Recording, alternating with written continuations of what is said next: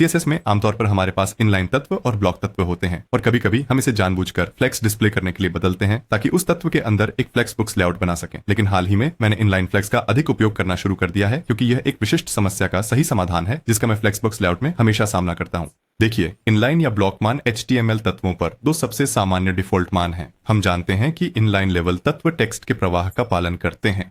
इसका मतलब है कि अगर हम अपनी वेबसाइट पर कुछ इनलाइन तत्व जोड़ते हैं तो ये तत्व एक ही टेक्स्ट लाइन में एक दूसरे के बगल में संरेखित होते हैं और यदि विंडो बहुत छोटी हो जाती है तो ये दूसरी टेक्स्ट लाइन में लपेट जाएंगे और ये किसी सामान्य टेक्स्ट तत्व की तरह लाइन हाइट प्रॉपर्टी से प्रभावित होंगे। इसलिए जब हमें मार्जिन की जरूरत होती है या हम चाहते हैं कि तत्व एक नई पंक्ति से शुरू हो तो हम सामान्यतः उनके डिस्प्ले को ब्लॉक में बदल देते हैं। यहाँ हम तत्व की संरेखण के बारे में थोड़ा अधिक नियंत्रित कर सकते हैं क्योंकि हम सब कुछ खुद नियंत्रित करते हैं। साथ ही हम तत्व की संरेखण को ब्लॉक रूप में बदल सकते हैं। इसके अलावा ब्लॉक तत्वों की चौड़ाई 100% होती है। आप यह देख सकते हैं अगर आप उदाहरण के लिए H1 हेडिंग का बैकग्राउंड रंग बदलते हैं। लेकिन यह महत्वपूर्ण क्यों है?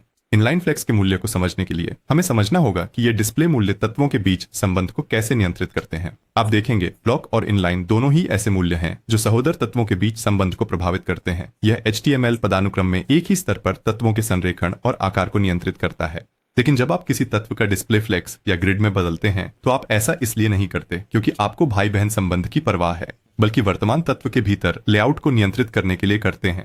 फ्लेक्स कंटेनर का डिस्प्ले फ्लेक्स सभी अंदर के तत्वों के लिए फ्लेक्स बॉक्स लेआउट को परिभाषित करने के लिए उपयोग किया जाता है, अर्थात सभी चाइल्ड तत्वों के लिए। लेकिन साथ ही आप बिना महसूस किए फ्लेक्स कंटेनर के संबंध को उसके सिबलिंग से अप्रत्यक्ष रूप से बदल रहे हैं। यहाँ यह एक समस्या का रूप ले सकता है। मेरे पास एक कंटेनर है जिसमें एक हेडिंग, एक पार्ट पैराग्राफ और कुछ लिंक हैं और निश्चित रूप से H3 और P टैग दोनों ब्लॉक स्तरीय तत्व हैं। एंकर टैग इनलाइन स्तरीय तत्व हैं जो मेरे लेआउट के लिए सही हैं क्योंकि मैं चाहता हूं कि लिंक एक ही टेक्स्ट लाइन के भीतर एक के बगल में हो। लेकिन अब मैं एक SVG आइकन जोड़ना चाहता हूं। जब मैं ऐसा करता हूं तो SVG और लिंक का पार्ट सही ढंग से संरेखित नहीं होते।